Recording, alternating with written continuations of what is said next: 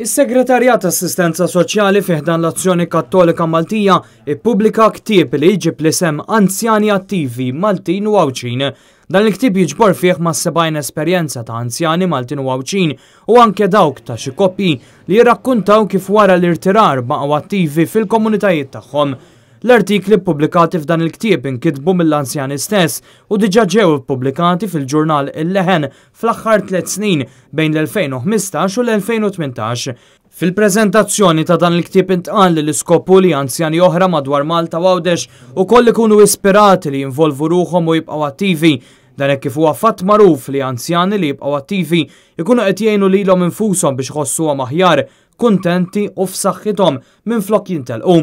Għal-preżentazzjoni ta' dan il-ktieb kien hemm l-anzjani stess li huma l-protagonisti ta' din il-pubblikazzjoni. Bl-attività isservi wkoll biex l-istess persuni setgħu jiltaqgħu u jsiru jafu lil xulxin.